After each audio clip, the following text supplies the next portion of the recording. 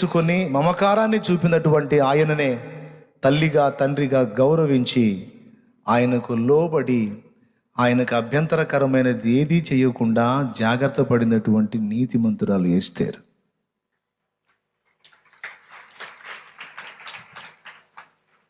ఏమండి, సొంత తల్లిదండ్రుల మాటే పిల్లలు వింటలేదు, ఇక తల్లిదండ్రుల్ని కోల్పోయినటువంటి వాళ్ళు ఇక పెంచిన వాళ్ళ మాట వింటారా అంటారేమో. వినేవాళ్ళు కూడా ఉన్నారు. అమ్మా, నువ్వు రాజుగారి దగ్గరికి మరి ఆ పోటీలో నువ్వు కూడా పాల్గొనాలి అని ఆయన చెబితే ఒక్క మాట ఎదురు చెప్పకుండా ఆయనకు లోబడినటువంటి ఎస్తేరు. నంబర్ 1, పెంచిన వారి ఎదుట తన గౌరవాన్ని కాపాడుకున్నటువంటి నీతిమంతురాలు ఎస్తేరు. అందరు యవనస్తురాండ్రైన ఆడపిల్లలు మగపిల్లలు కూడా ఆమె మాదిరి. ఈరోజు అందరికీ సెల్ ఫోన్ సౌకర్యం వచ్చింది. ఎవరు ఎవరితో మాట్లాడుతున్నారో, ఎవరు ఎవరితో ఎలా వ్యవహరిస్తున్నారో, ఎవరికి ఎన్ని రకాల కాంటాక్ట్స్ ఉన్నాయో వాళ్ళకే తెలుసు. నాకేం తెలుసు, మీకేం తెలుసు? వివాహానికి ముందే ఎవరు ఎన్ని రకాల పద్ధతుల్లో బ్రతుకుతున్నారో, ఎవరు సొంత ఇష్టాలు ఎలా నెరవేర్చుకుంటున్నారో, కన్నవారి ఆలోచనలకు కానీ దైవజనుడి ఆలోచనకు కానీ విలువివ్వకుండా జన్మనిచ్చిన తల్లిదండ్రులు ఎంతో తిరిగి జన్మింపజేసేదానికి దేవుడు వాడుకున్నటువంటి దైవజనుడు అంతే.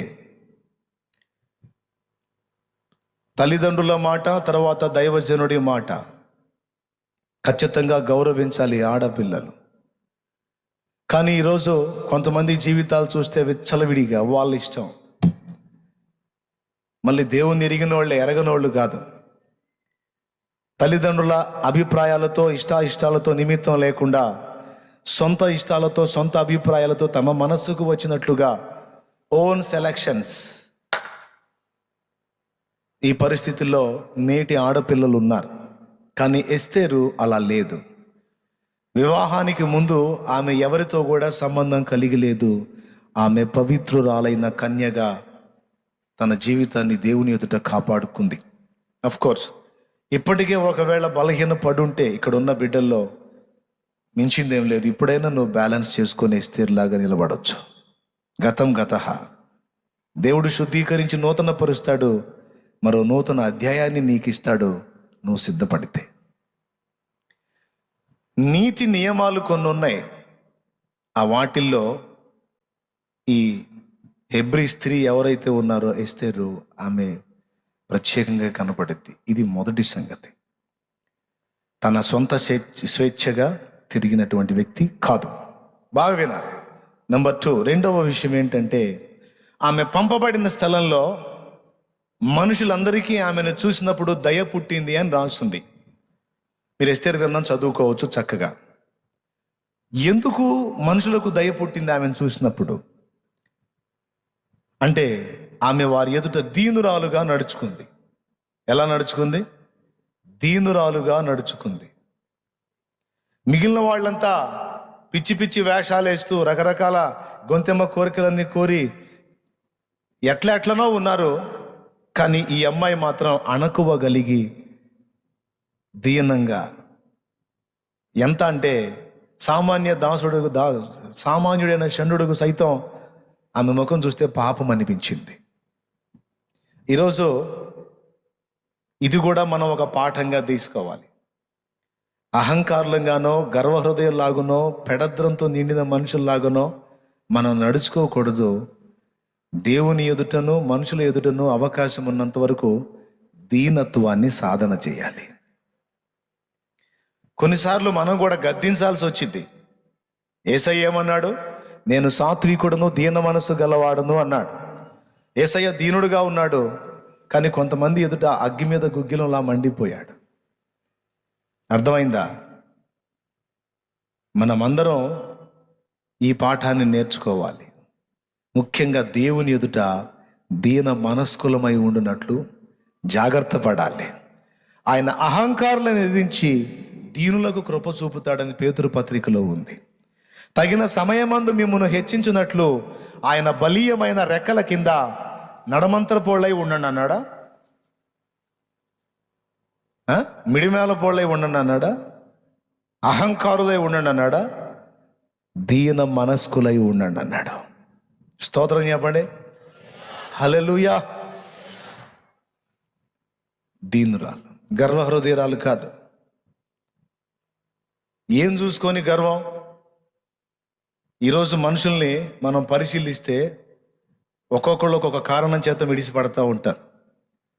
కులాన్ని బట్టి కొంతమంది గర్విస్తే, డబ్బును బట్టి కొంతమంది గర్విస్తే, జనాంగాన్ని బట్టి, జన బలాన్ని బట్టి కొంతమంది గర్విస్తే, సౌందర్యాన్ని బట్టి కొంతమంది గర్విస్తే, అయ్యా వాళ్ళకున్న తెలివితేటలను బట్టి కొంతమంది గర్విస్తే, వాళ్ళకున్న టాలెంట్ సామర్థ్యాన్ని బట్టి కొంతమంది గర్విస్తే, వాళ్ళకున్న అధికారాన్ని బట్టి కొంతమంది గర్విస్తే, ఓరే నాయన జనాల్ని మనం చూస్తే ఒక్కొక్కళ్ళు ఒక్కొక్క దాన్ని బట్టి మిడిచిపడతా ఉంటారు.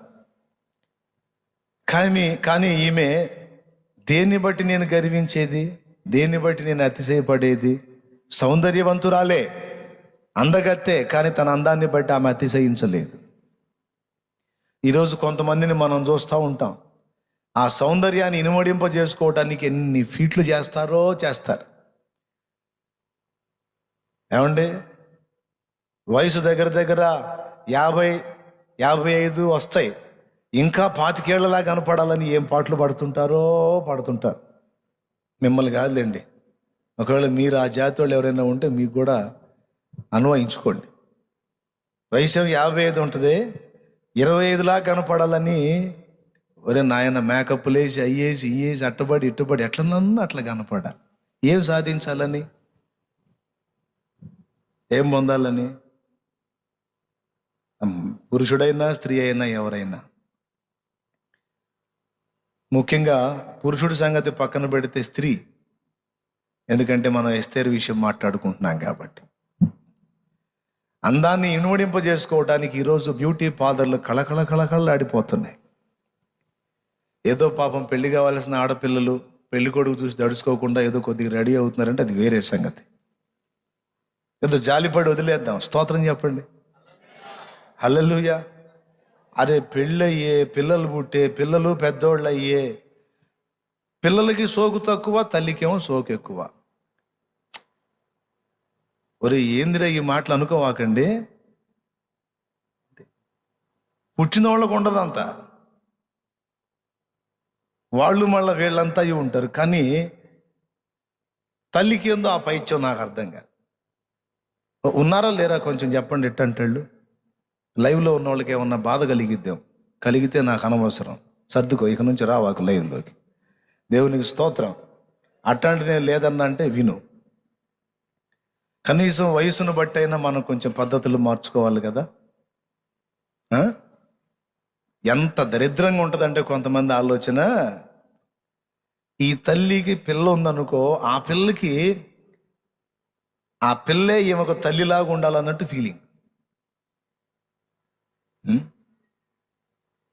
అందాన్ని ఇనుమడింపజేసుకోవటానికి సౌందర్య పిపాస. ఈ దరిద్రం ఏమీ లేదు ఎస్తేరు దగ్గర. అందగతే, కానీ తన అందాన్ని బట్టి అతిశయించింది కాదు. యూద జాతి ఆశీర్వదించబడిన జనాంగానికి చెందిందే, కానీ దాన్ని బట్టి గర్వించింది కాదు. షండుల్ని తేలిగ్గా చూస్తారు అంతఃపురాల్లో, నపుంసకుల్ని తేలిగ్గా చూస్తారు సమాజంలో, కానీ వాళ్ళను కూడా అగౌరవపరచలేదు. వారు వస్తున్నా వెళ్తున్నా కూడా ఆమె కూర్చున్న స్థలం నుంచి లేచి నిలబడి గౌరవించేది, ప్రేమగా మాట్లాడేది, గౌరవంగా పలకరించేది. ఈ అమ్మాయి దగ్గరగా సంవత్సరం ఉంది అక్కడ.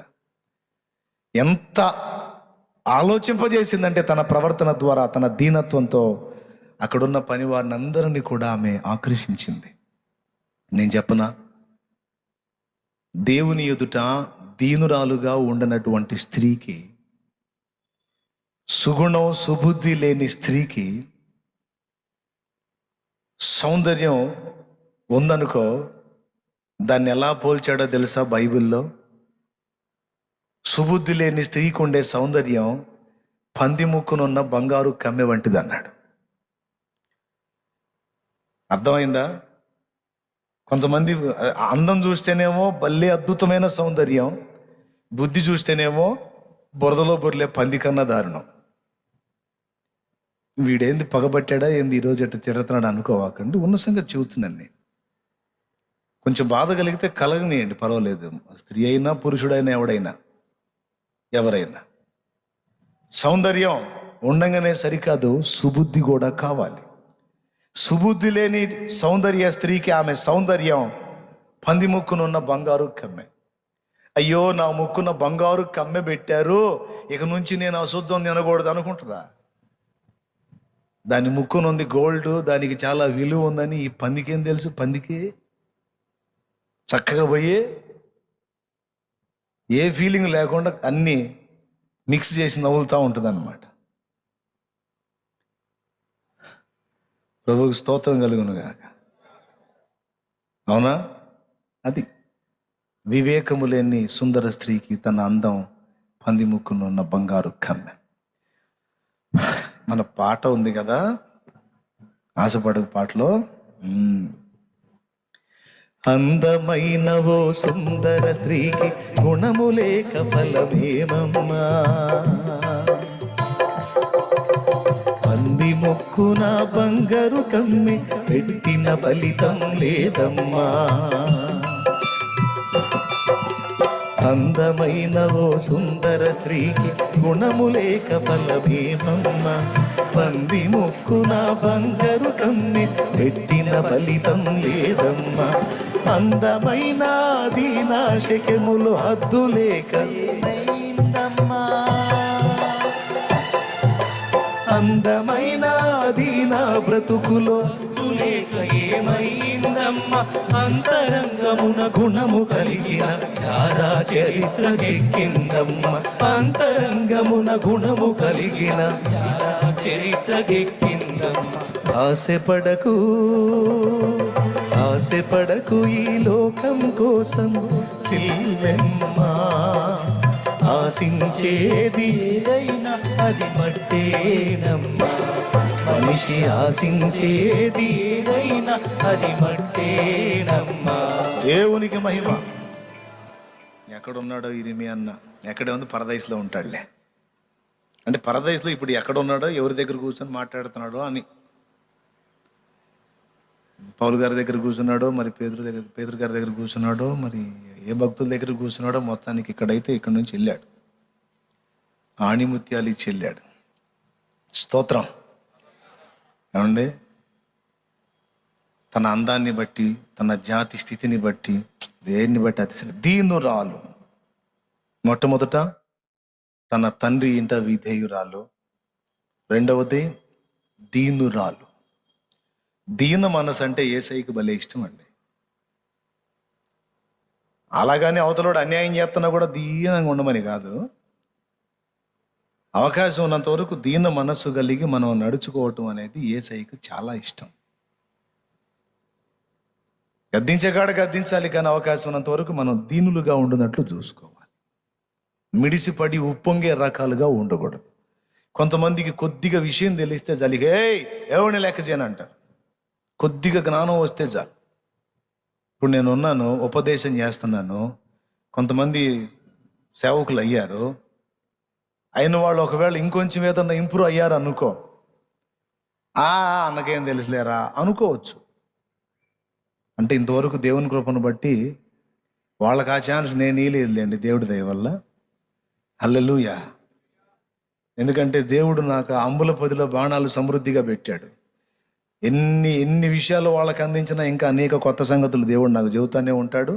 వాళ్ళకి ఎప్పుడు అందకుండా నన్ను పైన కూర్చోబెడతాడు, నాకు తెలుసు ఆ సంగతి. దేవునికి స్తోత్రం. హల్లెలూయా, హల్లెలూయా. కానీ కొంతమందిని చూశాను, కొద్దిగా విషయం ఉంటే చాలు, ఓరు నాయన ఇక క్రైస్తవ సంఘం మొత్తాన్ని ఇక నేనే ఉద్ధరించాల్సి వచ్చింది, అంతా నేనే చేయాల్సి వచ్చింది అన్నట్టు మాట్లాడతారు. నాకు అనిపిస్తుంది, ఓరు బాబు ఏమిరా ఈ మిడిసిపాటు. కొంతమంది ఉంటారు గొప్పవాళ్ళు దైవజనులు, వాళ్ళు అంత గొప్పవాళ్ళు అయ్యి ఉండి అన్ని సంగతులు తెలిసి కూడా చాలా దీనులుగా మాట్లాడతారు. కొంతమందిని చూసాను, నాకు తెలిసిన ఒక పెద్ద ఆయన ఉన్నాడు, దాదాపు 61 సంవత్సరం ఇప్పటికి వచ్చింది వయసు. ఆయన పాపం ఏ సంగతి అయినా చెప్పగలిగే మంచి జ్ఞానవంతుడు, కానీ చిన్న బిడ్డ పోయి అడిగినా కూడా ప్రేమగా మాట్లాడతాడు. అంత మంచి ఆత్మీయుడు. చాలా తగ్గింపు, చాలా తగ్గింపు. ఈ మిడిసిపడే వాళ్ళు ఎవరైనా ఒక్కటే గుర్తుపెట్టుకోవాలి, నువ్వు మిడిసిపాట్లో ఉన్నావు, అబ్బో నాకు కాస్త తెలుసు, నాకు ఆ విషయాలు తెలుసు, నా దగ్గర ఆ సబ్జెక్ట్ ఉంది, నా దగ్గర ఈ సబ్జెక్ట్ ఉంది, నాకు అంత తెలుసు ఇంత తెలుసు అని నీకు కలిగిన దేన్ని బట్టి నువ్వు అతిశయపడినా నువ్వు దేవునికి చాలా దూరంగా ఉన్నావు అని అర్థం. దైవజనులు కూడా వినొచ్చు ఈ మాట. దేన్ని బట్టి నువ్వు అతిశయపడినా నువ్వు దేవునికి దగ్గరగా లేవు, చాలా దూరంగా ఉన్నావు. అందుకే అందరూ నీకు తక్కువగా కనపడతారు. దేవునికి సమీపంలోకి వెళ్ళావు అనుకో, గుర్తుపెట్టుకో సూత్రం, దేవునికి దగ్గరికి వెళ్ళావు అనుకో, అందరు మంచోళ్ళ కనపడతారు, నీకు నువ్వే తేడా కనపడతావు. జస్ట్ చిన్న ఫరక్ అన్నమాట. దేవునికి దూరం అయ్యాడు వీడు అంటానికి రుజువు ఏంటంటే, అందరు తేడా కనపడతారు, వీడి మంచోళ్ళ కనపడతాడు.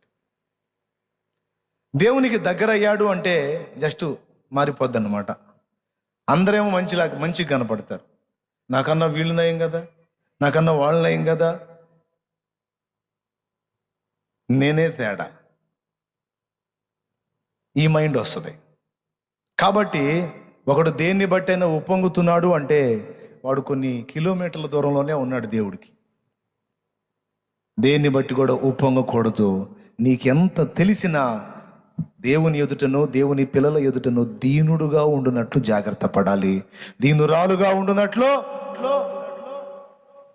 అహంభావంతో మాట్లాడటం కానీ, అహంకారాన్ని చూపటం కానీ చెయ్యకూడదు. దేవునికి స్తోత్రం. ఓకేనా? మూడవది, ఇది చాలా ముఖ్యమైన సంగతి, మంచి సంగతి. ఓ ప్రశ్న, అంతమంది రాజకుమార్తెలు, అంతమంది అందగత్తెలు, దాదాపు సంవత్సరం రెడీ అయిన వాళ్ళు, లేదు గంట 2 గంటలు కాదు, సంవత్సరం రెడీ అయిన వాళ్ళు ఇంతమంది ఉండగా రాజుకి ఎస్తేరే ఎందుకు నచ్చింది? ఎస్తేరే ఆయన ఆమోదం పొందడానికి కారణం ఏంటి అనేది ఓ ప్రశ్న. వాస్తవమేగా, 100 మంది వచ్చి ఉంటారు, 1000 మంది వచ్చి ఉంటారు ఆ అంతఃపురానికి. సంవత్సర కాలం, 6 నెలలు ఒక రకంగా, 6 నెలలు ఇంకో రకంగా రెడీ అయ్యారు. ఇంతమంది వెళ్తే వీళ్ళందరిలో ఎస్తేరే రాజుకు నచ్చడానికి కారణం ఏంటి? వాళ్ళ టైం వచ్చినప్పుడు వాళ్ళు ఏమనేవాళ్ళు అంటే, ఆ ముఖానికి ఇది పోయి, ఈ నగలయ్యి, ఈ టైపు శారీ కావాలి నాకు అని ఈ హేగ గారు అడుగుతాడమ్మా, ఈరోజు నీ వంతు ఏం కట్టమంటావు, ఎలా రెడీ చేయమంటావు అంటే, నాకు ఇవి కావాలని అంత రెడీ అయ్యి వెళ్ళేవాళ్ళు. పాపం ఎంతమందిని చూసినా రాజు వెళ్ళిపో అంటున్నాడు. కానీ ఎస్తేరు వెళ్ళి నిలబడగానే ఈమె నా భార్య అన్నాడు. ఏ మంత్రం వేసింది, ఏం చేసింది?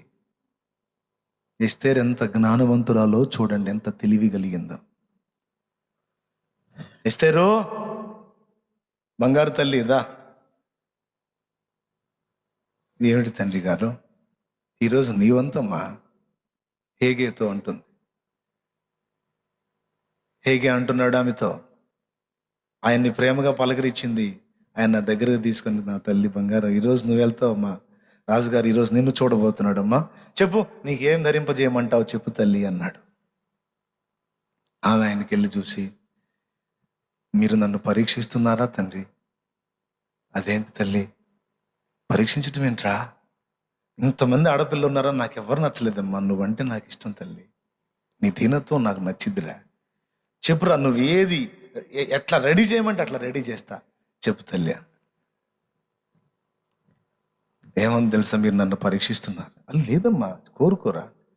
నేను కోరుకునేది ఏంటయ్యా,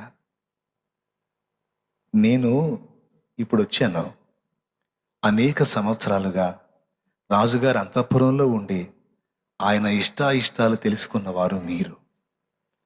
నేను ఏ వస్త్రం కడితే, ఎలాగ ధరించుకుంటే, ఏ విధంగా ఉంటే ఆయన దృష్టికి ఇష్టమవుతాను నాకేం తెలుసయ్యా? ఇంతవరకు ఆయన చూడను కూడా చూడలేదు నేను. స్తోత్రం. అర్థమైందా? ఇంతవరకు నేను నా కళ్ళతో కూడా ఆయన చూడలేదు.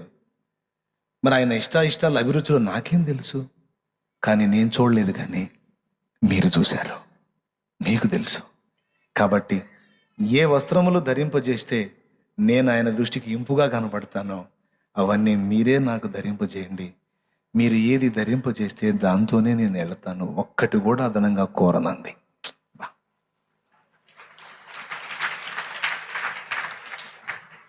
ఎలా ఫీల్ అయి ఉంటాడు చూడండి ఆయన.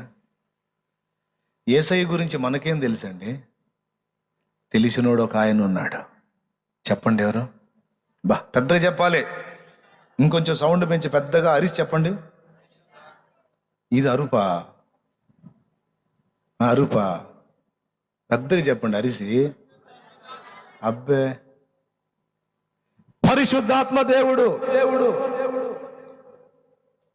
ఇప్పుడు సరిపోయిందా? ఆ రేంజ్ అరవండి. నేను 3 అంకెలు లెక్క పెడతాను, అరవండి. రైట్, 1 2 3. అది యేసయ్యకు ఏమి నచ్చుతుందో ఏమి నచ్చదో మనకేం తెలుసు? ఆదరణకర్తకు తెలుసు.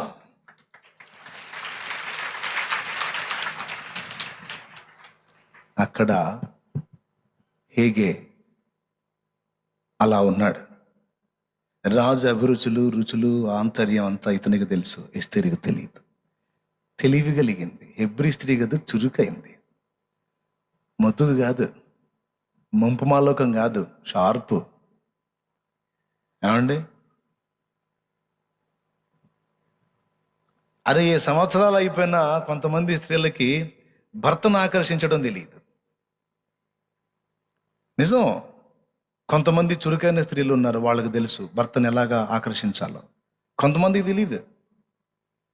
ఖచ్చితంగా వాడికి ఎట్లా ఉంటే దరిద్రంగా చిరాకు పుట్టిద్దో అట్టనే కనపడిద్ది. నేను చెబుతున్నాగా, కొంతమంది ఉన్నారు.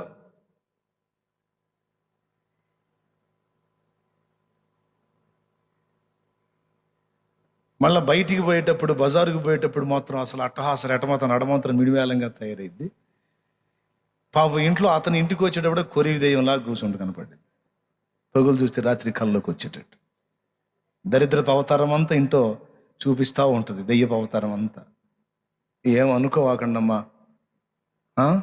నేను అనుకున్న మనసులో అనుకోండి, బయటకు అన్నవాకండి.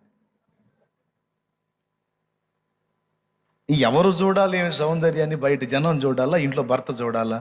మొదట ఎవరు చూడాలి? కాబట్టి బయటికి వెళ్ళేటప్పుడు వినయంగా, తగ్గింపుగా, పద్ధతికి వెళ్ళాలి. భర్తగా కనపడేటప్పుడు ఎట్లా కనపడాలి? కాస్త శుభ్రంగా, ఓ పద్ధతిగా. అరే రే రే రే రే బయట ఏదన్నా పెళ్లి కార్యక్రమం చెప్పు, సువాసన వచ్చే నూనె పూసుద్ది, ముఖానికి టన్ను పౌడర్ కొట్టిద్ది. ఆయన వాడే ఏదన్నా ఉంటే ఆమె కూడా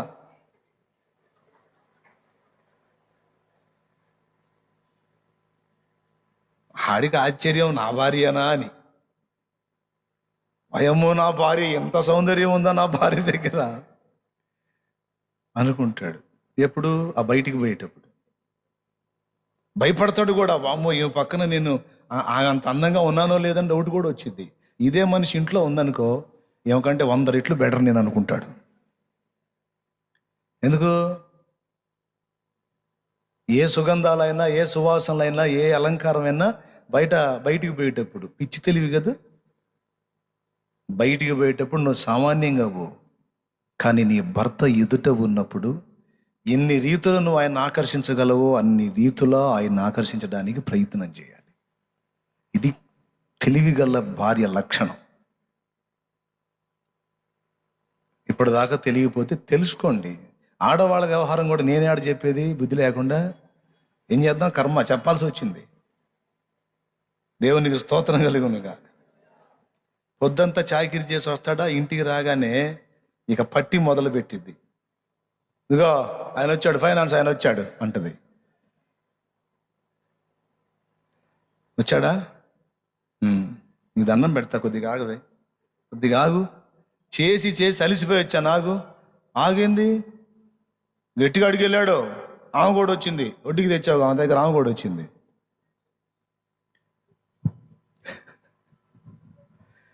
ఏడవలేక, ఏడుపు రాక, నీరసం వచ్చి ఒక్క ఇదిలిచ్చి ఛ అని పోయి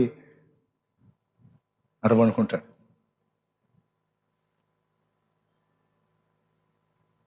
ఏమన్నానయ్యా, ముఖం మీద అట్టబెట్టా, ఏమన్నారేంది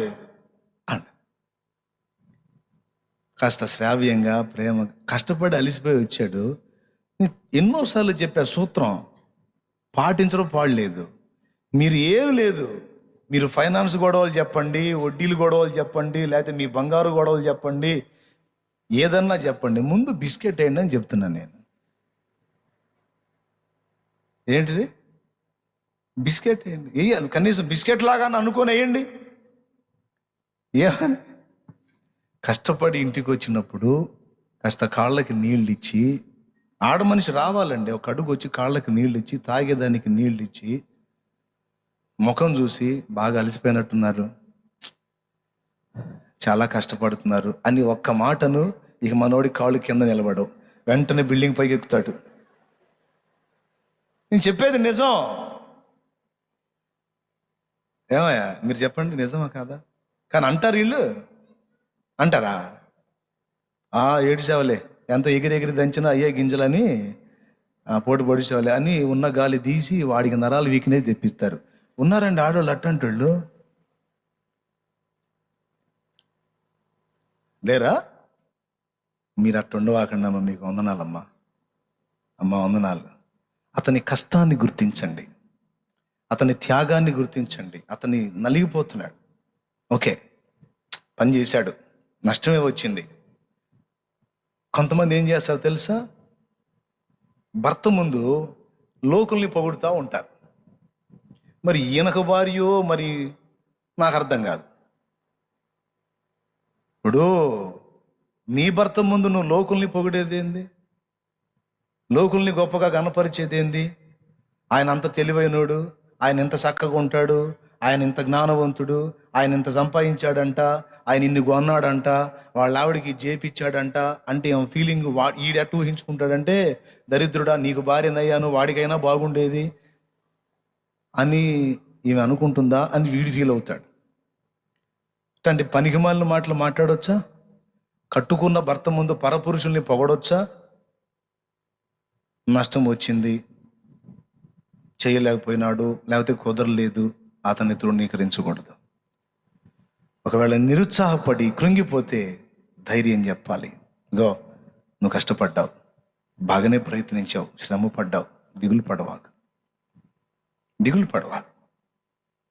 నువ్వు చేసింది నాకు తెలుసుగా, నువ్వు ఎంత శ్రమ పడ్డావో, ఎంత కష్టపడ్డావో, నీ త్యాగం నాకు తెలుసుగా. ఒకళ్ళు గుర్తిస్తేనే, గుర్తించకపోతేనే.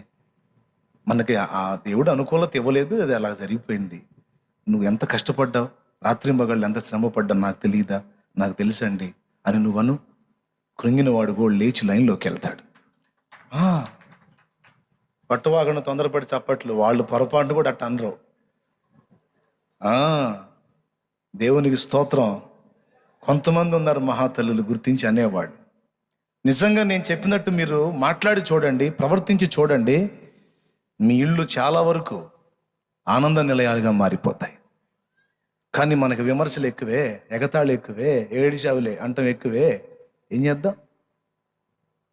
ఏం బ్రదరు ఏం చేద్దాం?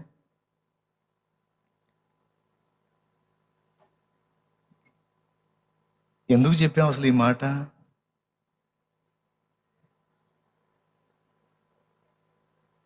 ఎవరు గుర్తుంది? ఆయన చేతికి అప్పగించుకుంది. ఇక తన సొంతంగా ఏం లేదు, తన సొంత సోకులు ఏం లేవు. అయ్యా నువ్వు ఏది ధరింపజేస్తే అది ఆయనకి ఇష్టమో, దేన్ని బట్టి నేను ఆయన ఆకర్షించగలుగుతానో నువ్వే నాకు. అది హేగే సలహా తీసుకుంది. ఇప్పుడు నేనున్నాను. దేవుణ్ణి ఆకర్షించాలంటే మీరు ఎలాగుండాలో, మీ కుటుంబంలోని వ్యక్తులను ఆకర్షించాలంటే మీరు ఎలాగుండాలో మీరు కూడా నేర్చుకోమని నేను చెప్తున్నా మీకు. అదే మనిషి ఆయన ప్లేస్లో ఉండి స్తోత్రం, హల్లెలూయా. పురుషులు కూడా ఉన్నారు. పురుషులు కూడా ఆమె చేసిన కార్యాలకు మెచ్చుకుంటే ఆమె ఎక్కడ పైకి చూసిద్దో అని పాపం ఎంత మంచిగా ప్రవర్తించినా, ఎంత సేవ చేసినా, ఎందుకంటే వాళ్ళని మిమ్మల్ని అనకపోతే మర్యాద కదా, అందుకని చెబుతున్నాను. దేవునికి స్తోత్రం. ఇప్పుడు మీరు ఆనందపడండి. వీళ్ళు కూడా ఉన్నారు అట్లా. ఇప్పుడు ఆమె త్యాగాన్ని గుర్తిస్తే ఆమెకు ఆనందం కదా, ఆమె శ్రమను గుర్తిస్తే ఆనందం కదా. ఎన్ని గుర్తించినా ఏం మార్పు ఏం లేదు అన్న అంటారా? చేసేదేముంది, కర్మనుకో, గుర్తిస్తానే ఉండు. అవునా? చక్కగా కూర రెడీగా చక్కగా బాగా చేసింది. అమ్మాయి అద్భుతంగా ఉంది, చాలా బాగా చేసావు అను. ఎగిరి గంతేసి ఇంకా 2 గంటలు వేసింది. కొంచెం అటు ఇటుగా అయింది, పర్వాలేదు బానే ఉందాను, సంబరపడిపోద్ది. కొంచెం మంచి చేసిన వెంటనే ఆమెను గుర్తించు. పాపం నువ్వు వర్క్ చేసే దగ్గర నువ్వు శ్రమ పడితే ఇంటికాడ పిల్లలతో ఆమె పడే బాధ ఆమె పడుతుంది. మరి చాలా కష్టపడుతున్నావు నువ్వు పిల్లలతో. అబ్బో నేనైతే నా వల్ల కాదు అసలు, ఇది చాలా ఇబ్బందిగా ఉంది ఇది అని నువ్వను. అమ్మయ్యా నా కష్టాన్ని మా ఆయన గుర్తించాడు అని ఆమె పండుగ చేసుకుంటుంది. అరే అనరే, ఏందే నువ్వు చేసేది? ఉద్దితే మొహం పగిలిద్ది, పోటు పొడుస్తున్నావు ఏంది? పొద్దున పోయి సాయంత్రం దాకా నాన్న గడ్డి తిని వస్తున్నాయాడ. హాయిగా ఇంటికాడ కూర్చొని చిన్న చిన్న పనులు కూడా చెప్పాను. నీకు ఏం పనులు, బోడి పనులు నేను మూడు నిమిషాల్లో ఇసురవతలు పడేస్తాను, రోజు మొత్తం చేస్తాను అని ఇదొక ఏడుపు. ఇక ఆమె ఫీలింగ్ ఏంది? ఎంతన్నా చేయని మొదటి నన్ను గుర్తించడం. ఆమె బాధ ఆమెది. ఏమండి, ఇది తప్పే. అలా కాకుండా నువ్వు కాబట్టి వీళ్ళని భరిస్తున్నావు కానీ అమ్మాయి నా వల్ల కాదమ్మా, నీకు వందనాలు, చాలా కష్టపడుతున్నావు అను. ఎంత బరువైన మోయగలిగిద్ది స్త్రీ. అలాగే కష్టపడిన భర్తని నోరు తెరిచి ఏం నోట్లో విడి మాటలన్నీ వస్తాయి కదా, ప్రశంస రాదా? ఏం మాయరోగం 2 ముక్కలు భర్తని పొగిడి మాట్లాడితే ఏం మాయరోగం అనాలనిపించింది నాకు. కానీ అంటే మర్యాద కాదు కదా, అందుకని అనలే. మీకు మీరే అనుకోండి. దేవునికి స్తోత్రం, హల్లెలూయా. వాడి కష్టాన్ని గుర్తించి 2 ముక్కలు మాట్లాడడానికి ఏం మాయరోగం అనాలనిపించింది అన్న, కానీ అనకూడదు కదా. ఆకర్షించటం తెలియదండి, అది అక్కడ వచ్చింది ఈ పాయింట్. టైం అయిపోయినట్టుంది కదా, తర్వాయి భాగం వచ్చే వారం చెప్పుకుందామా? దేవునికి స్తోత్రం. చెప్పేదా? ఇంకేం చెబుతాంలే అంటావా? నేను ఎందుకు వదిలిపెడతా? వినండి, కంప్లీట్గా పూర్తి చేసే నేను ముగిస్తాలే. ఇంకేముంది, ఒక్క మాటే ఉంది. నేను నవ్వుతా చెప్పానని సీరియస్గా తీసుకోకుండా వదిలేయద్దు. జీవిత పాఠం నేను చెప్తుంది. పిల్లల్ని కూడా ఇదే సూత్రం మీరు ఉపయోగించండి. వెధవలు కూడా మొనగాళ్ళు అవుతారు. కానీ మొనగాళ్ళను కూడా మన పనికి మాలిన నోరుతో వెధవల్ని చేస్తున్నాం. నిజమండి. బల్బు కనుక్కున్న ఆయన పేరు ఏం పేరు? Thomas Alva Edison. స్కూల్లో ఆయనకి ఏమి ఇచ్చారు? టీసీ ఇచ్చి ఏం చెప్పారు? మీ వాడికి వినికిడి జ్ఞానం లేదు, చెప్పటం మా వల్ల కాదు, చెప్పినా కష్టపడి వీడు అర్థం చేసుకునే తెలివి వీడికి లేదు అని తిట్టి పంపించారు. కానీ తల్లి ఏం చెప్పింది? నువ్వు గొప్ప జ్ఞానవంతుడు అంటయ్యా, నీకు చెప్పడానికి వారి యొద్ద సామర్థ్యమో లేదంట, అందుకని నన్నే చెప్పమన్నారు అని తల్లే చాలా పాఠాలు నేర్పింది ఆ కొడుక్కి. పిచ్చోడాని పంపిస్తే మేధావని తల్లి పలికింది. చివరికి ఏమయ్యాడు? పిచ్చోడు కూడా మేధావయ్యాడు. ఈరోజు మేధావు లాంటి పిల్లల్ని ఒరే దరిద్రుడా, ఒరే చేతగానోడా, వెధవా, అసమర్థుడా, నీ చదువేంది, నీ తలకాయ, నీ బొంద, నీ పాడా, ఇట్లాంటి పనికిమాలిన మాటలు మాట్లాడి వాళ్ళు నిజంగా మొనగాళ్ళు కావాల్సిన వాళ్ళని వెధవలుగా తయారు చేస్తుంది తల్లిదండ్రుల మాటలు. చాలా చాలా తప్పు. ఇవి బ్యాలెన్స్ కావాలి. పిల్లల్ని ఆకర్షించడం తెలియాలి తల్లిదండ్రికి. తెలియాలండి. కొంతమంది ముష్టి ఫీలింగ్స్ అన్ని ఇస్తూ ఉంటారు తండ్రులు. నేను తండ్రిని, ఆ ఫీలింగ్ ఇవ్వాలని. బొంద, చెడిపోతాడు వాడు. నువ్వు తండ్రి అయితే అయ్యావు, ఒక దశలో వాడికి స్నేహితుడిలాగా నువ్వు మారాలి. వాడితో వ్యక్తిగతంగా నువ్వు సహవాసం చేయాలి. వాడి అభిప్రాయాలన్నీ ఓపెన్గా చెప్పుకునేంత స్వేచ్ఛ నువ్వు వాడికి ఇవ్వాలి. నీ బాడీ ఫీలింగ్స్ అన్నీ పెట్టి నేను తండ్రిని, నేను మౌనంగా ఉండాలి, వాడికి అందకూడదంటే వాడు నీకు అందడు.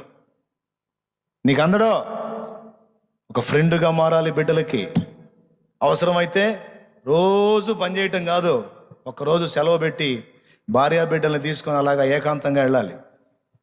ఒక పలావ్ ప్యాకెట్ తీసుకో, చక్కగా మంచి ప్రదేశం చూసుకో, ఓ వాటర్ బాటిల్ తీసుకో, భార్య పిల్లల ముందు పెట్టు, లేకపోతే 2 ప్యాకెట్లు తీసుకో. అరే రోజు వారం అంతా కష్టపడి సంపాదించేది వాళ్ళ కడుపులు నింపి ముందు వాళ్ళ సంతోషం తర్వాత ఏదైనా ఎన్ని బాధలైనా తీసుకెళ్ళో. పిల్లల కడుపు నిండా తృప్తిగా ఒక మంచి పదార్థం తినిపించో, వాళ్ళతో మాట్లాడో, వాళ్ళ అనుభవాల అభిరుచులు పంచుకో, తెలుసుకో. దగ్గర అవుతారు నీకు. ఎవడో ఫ్రెండ్ని దేవులాడుకోడు, ఏ గాలోనో దేవులాడుకోడు. మా నాన్నే నాకు బెస్ట్ ఫ్రెండ్, ఎవడో నాకెందుకు అనుకుంటాడు.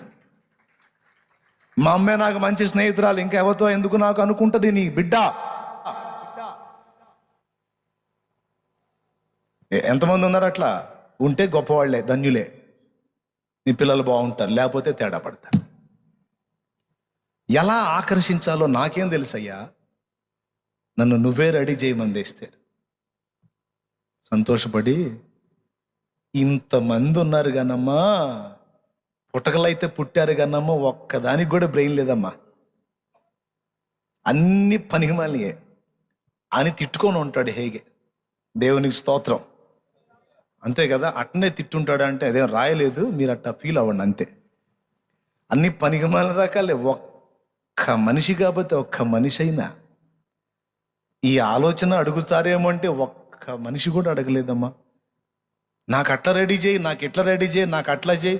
వీళ్ళు అడిగేవన్నీ వానికి నచ్చవని నాకు తెలుసు. పో దెయ్యం మొహందా, నన్ను బాగానేవాడు, నిన్ను తరుగుతాడు పో అనుకునేవాడు. ఎస్తేరు ఎప్పుడైతే అడిగిందో అహస్వేరోషుకి ఏది నచ్చిద్దో అది హేగేకి తెలుసు గనుక టపాటపు రెడీ చేసి ఇంతే చాలు పో అన్నాడు. తనంతటా తానుగాక ఆయనను ఎరిగిన ఆయన ద్వారా సిద్ధపరచబడినందున ఎస్తేరు ఆమోద ముద్ర పొందింది అక్కడ. మనంతటా మనం దేవునికి నచ్చినట్టు తయారు కాలేమో, దేవుని ఎరిగిన పరిశుద్ధ ఆత్మ మనల్ని రెడీ చేస్తే అప్పుడు నచ్చుతాం దేవునికి. అందుకే ఏం చేయాలి మనం? ఎవరి వశానికి అప్పగించుకోవాలి?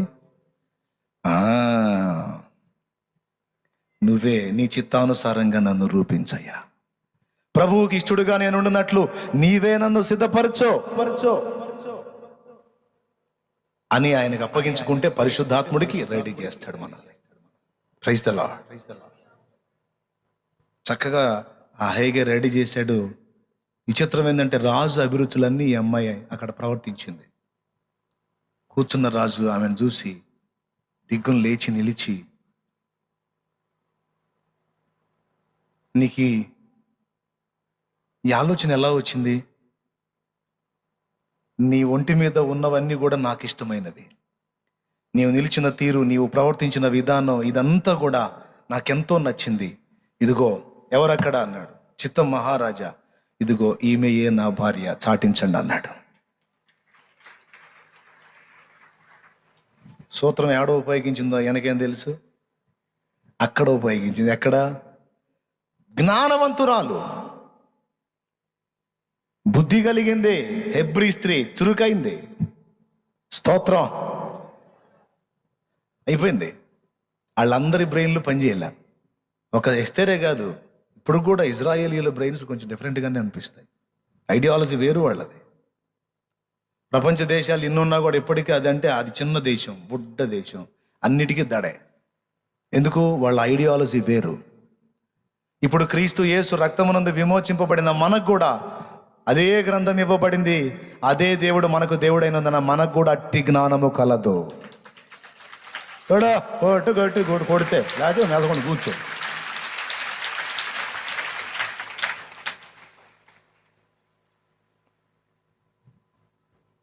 అయిపోయింది, మహారాణి అయింది.